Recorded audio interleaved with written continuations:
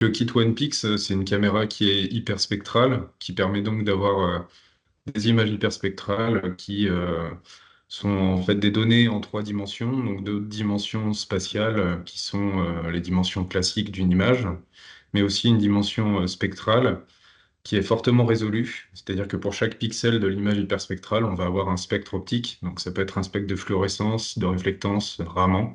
Bon, dans le cas du kit OnePix, c'est de la réflectance dans le domaine visible proche infrarouge. Et cette caméra, elle est un peu particulière parce qu'elle fonctionne sur le principe d'imagerie monopixel, qui permet, par projection de lumière structurée sur une scène, et de mesurer le flux réfléchi avec un capteur unique et avec de l'algorithmie de reconstruire une image.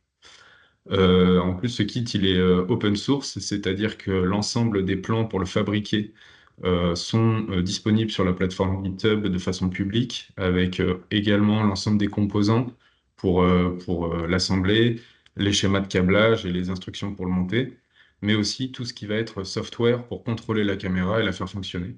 Et donc, les avantages de ce kit, c'est que c'est une instrumentation qui est bas coût parce que les composants à l'intérieur sont low cost et facilement trouvables sur Internet.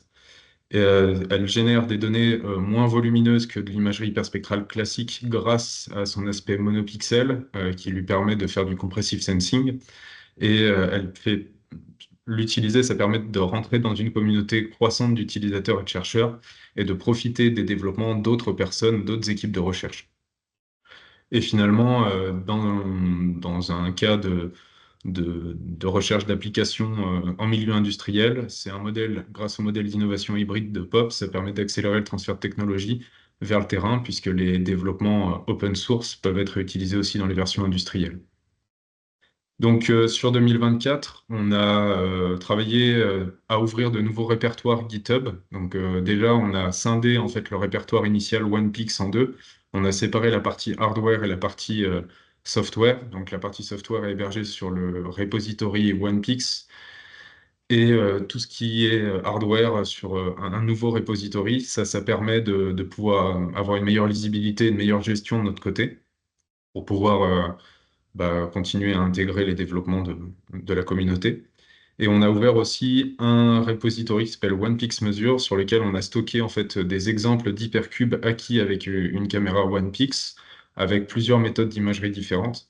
Ça va permettre à des personnes qui ont envie de se lancer un peu dans le traitement du signal sur des images hyperspectrales, de pouvoir télécharger ces hypercubes et développer des modèles d'interprétation des données, mais aussi simplement pour les curieux, voir un peu la qualité technique des hypercubes en sortie du OnePix. Et finalement, on a pour projet de sortir aussi un nouveau repository qui s'appellerait OnePix Pédagogie, où on souhaiterait mettre en fait du matériel pédagogique associé au kit OnePix, car ce kit-là peut être aussi utilisé en TP, en travaux pratiques, et on aimerait pouvoir fournir aussi du matériel pédagogique aux enseignants. Et donc, du coup, une grosse partie de l'année 2024, en fait, s'est concentrée sur le refactoring du répertoire OnePix, où on a, en fait, découpé les briques de code en quatre pôles majeurs. Un, où on retrouve toutes les applications pour contrôler le OnePix, que ce soit avec une interface graphique pour les personnes qui n'ont pas envie de se mettre au code, ou des commandes line interface, ou aussi des exemples de code Python pour contrôler la caméra, pour faire les acquisitions, la reconstruction des images, de l'analyse, qui sont des codes assez simples, mais qui peuvent être réutilisés pour différents cas d'usage.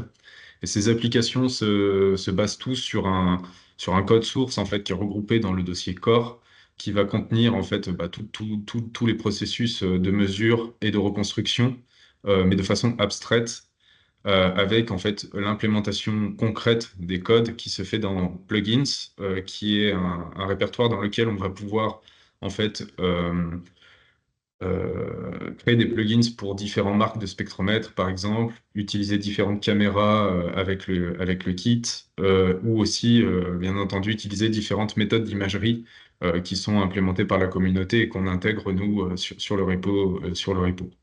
Voilà, avec un dossier conf aussi qui sert à concentrer l'ensemble des paramètres de mesure, de reconstruction, qui sont stockés dans des fichiers JSON pour une lisibilité plus aisée. Et donc, du coup, on a commencé, nous, à implémenter de nouveaux plugins, justement.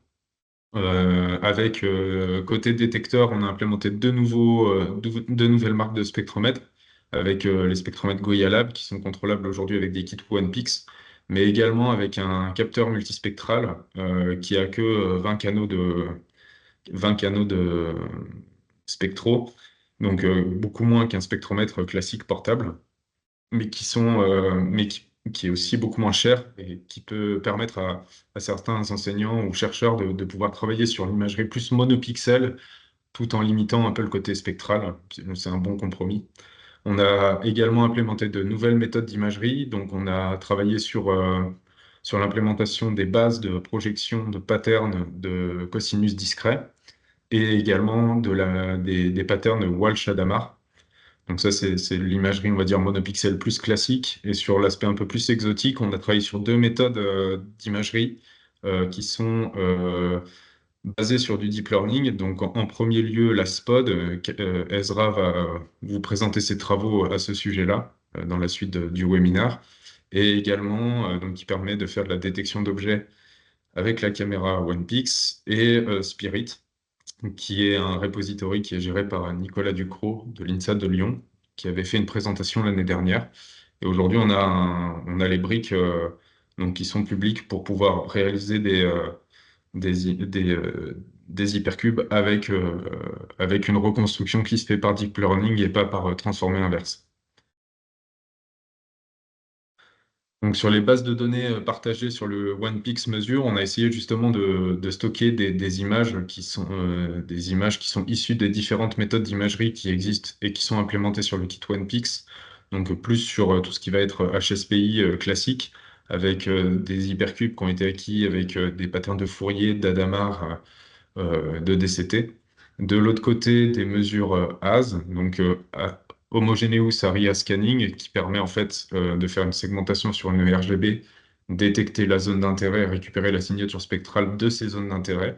Donc on a mis deux exemples de cette mesure, de ce type de mesure sur le repo, mais également les mesures reconstruites grâce à Spirit, donc en utilisant des mesures, on va dire, classiques d'imagerie single pixel, mais avec une reconstruction classique, avec une transformée classique et une reconstruction d'image avec du deep learning pour que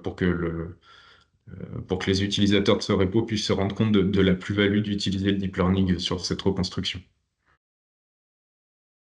Ouais, excuse-moi Mathieu, si vous avez fait des acquisitions et que vous souhaitez les rendre publiques, contactez-nous, on pourra les héberger sur ce repository, mais aussi vous pouvez nous contacter si vous le faites déjà, pour qu'on puisse référencer votre espace de stockage public de vos données. N'hésitez pas à nous contacter à ce sujet.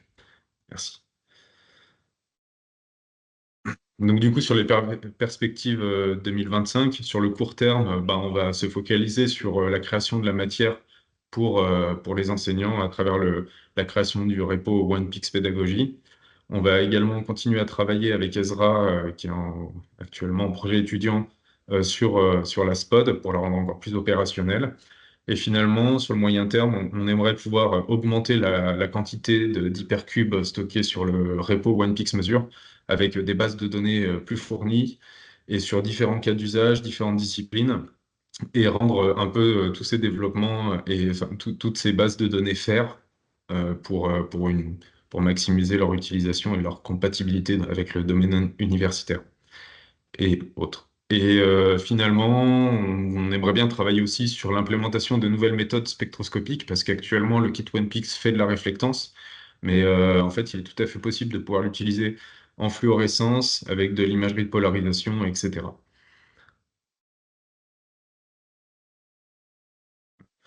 Donc, nous, on est ouvert à tout type de collaboration, que ce soit avec des passionnés, des chercheurs, des enseignants ou des industriels.